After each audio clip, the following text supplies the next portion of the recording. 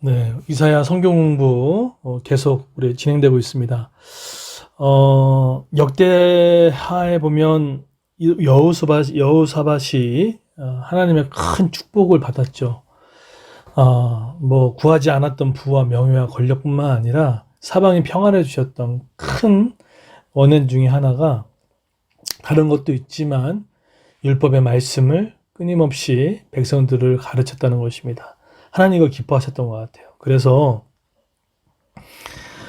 우리가 이렇게 새벽마다 이 이사야 공부를 통해서 이 말씀을 가르치는 일, 또 우리 부모님 이 설교를 듣는 분들이 우리 다른 지체들을 말씀을 나누는 일, 또 우리 부모님들이 서로 부부끼리 서로 나누고 부모가 자녀에게 말씀을 나누는 일은 사실은 역대하에 보게 되면 큰 축복을 받는 중요한 언인이 돼요. 그래서 여러분 이것이 단순히 뭐 하루 먹고 끝나는 일이 아니라 하나님 우리에게 은혜의 복을 주시기 위한 중요한 생각을 아시고 가르침을 받든지 가르치는 자리에 있는 은혜의 복을 누리기를 축복합니다. 한 주 동안 일주일 동안 드는 생각들이 있었습니다. 그거 뭐냐면 존 웨슬리인가요? 그분이 앤드류 머리가 그런 얘기를 했습니다. 현재 나에게 이러한 일이 아무렇지 않게 받아들이는 것, 이것이 겸손이다 라는 이야기를 합니다. 이것을 좀 더 패러디하면 세상에 일어나는 일들에 대해서 아무렇지 여기지 않는 마음, 이것이 저는 겸손이라는 생각이 들어요. 왜 아무렇지 않게 받아들이는 걸까요? 어떤 사고와 사건과 내용을 봤을 때 화가 날 때도 있고, 때로는 그거에 대해서 비판할 때도 있고 정죄할 때도 있지만 사실은 그건 또 우리의 관점이거든요. 우리가 어떠한 사물을 보고도 여러 가지 생각이 갈리듯이, 어떤 사건을 보고 여러 생각이 갈리듯이 결국 나의 판단과 기준과 생각으로 볼 수밖에 없는 것이 인간적인 좁은 한계인 거죠. 그래서 지금 일어나고 있는 모든 일들에서 내 관점으로 보게 되면 비판이 될 수도 있고 그것이 절망이 될 수 있지만 나를 버리고 큰 관점을 하나님을 보게 되면 이것이 우리에게 하나님 섭리 안에 놓여 있다는 것이고 하나님의 선으로 반드시 미칠 것이라는 믿음을 갖고 본다 그러면은 우리가 실망할지라도 다시 마음을 부여잡을 수 있다는 생각들을 갖습니다. 왜 이런 말씀을 드렸냐면 사실 오늘 본문에 보게 되면 사실 이러한 삶에 큰 질문들이 있었던 거예요. 무슨 질문이었냐면 메소포타미아를 중심으로 해서 열강들이 막 발흥하고 있고 북이스라엘은 멸망하고 과연 이 상태에서 남아진 유다가 이 하나님의 백성이 이 무기력한 이 상태에서 과연 하나님께 여전히 세상을 경영하는가에 대한 삶의 근본적인 질문들을 하게 됩니다. 사실 이 질문은 조금만 바꿔서 한다 그러면 이런 거죠. 지금 미국이든 외국이든 서강 열강들 또는 그런 거 앞에서 또 지금 느꼈을 때 교회가 무너지는 것 같고 코로나 때문에 타격을 받는 것 같고 또 믿는 자들이 제대로 살아가지 못하고 또 뭔가 약해 보이고 그런 게 느낌이 들었을 때 되게 무기력해지고 대체 뭘 할 수 있어 그런 마음이 들다 보면 더 큰 힘의 존재를 의지하게 되고 더 큰 힘에 대한 것을 붙잡게 되는 일들을 하게 됩니다. 사실 이러한 질문들을 우리 많이 하잖아요. 그럼 내가 이렇게 잘한들 세상이 바뀌어? 내가 이렇게 한들 변화가 있을까? 우리도 그럴 수 있지 않습니까? 지금 내 상황 가운데 지금 내 환경이 정말 변할까? 내가 정말 내가 지금 보여지는 이 환경들이 결혼이든 진로든 교회 문제든 여러 가지 상황들까지 변화될 수 있을까? 다른 사람 더 잘 되는 것 같고 나는 그런데 이런 마음들이 있지 않겠습니까?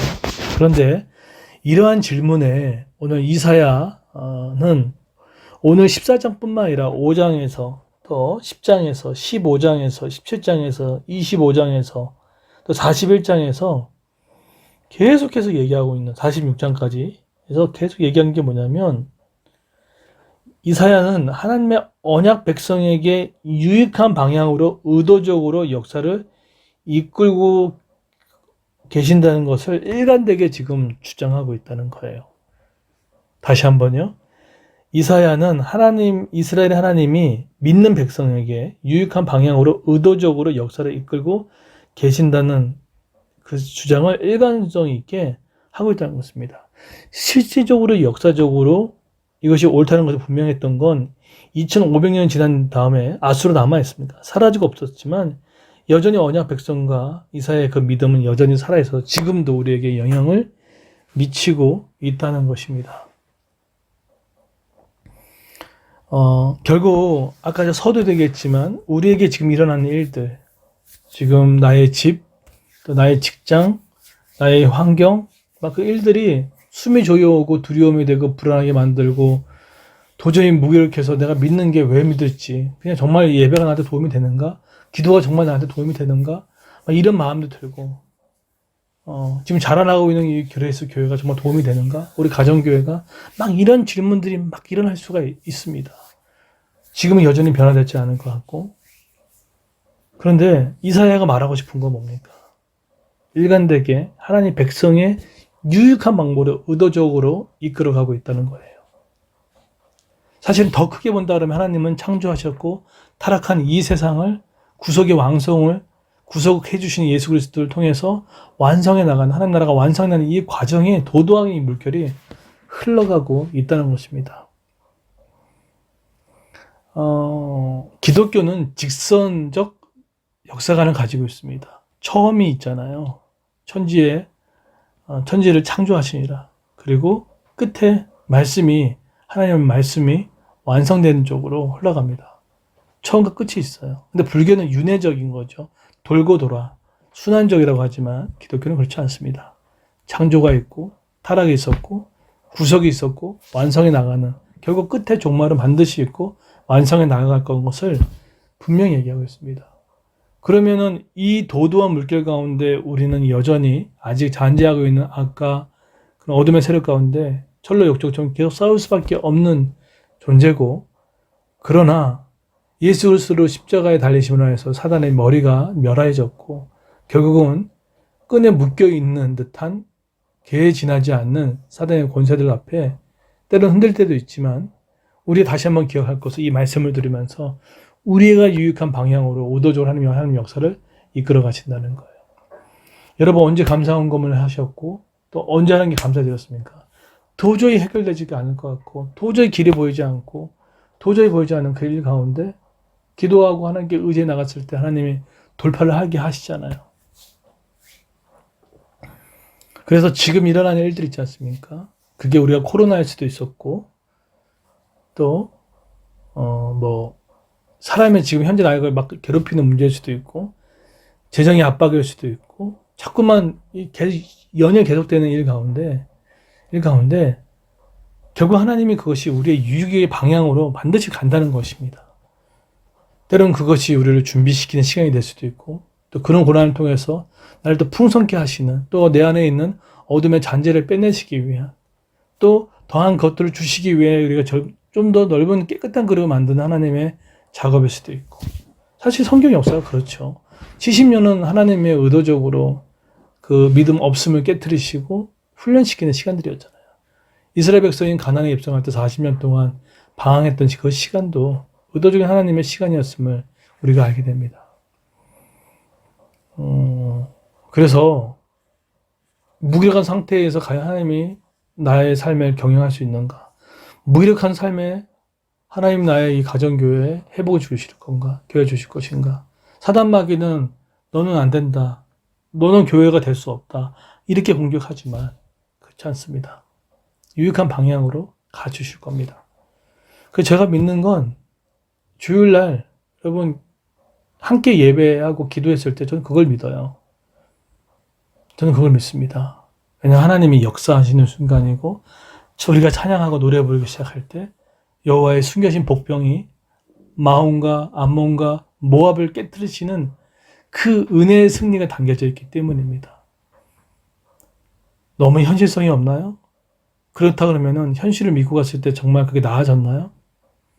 여전히 끊임없는 불안과 끊임없는 중압감과 끊임없는 두려움을 밀려오고 있지 않나요?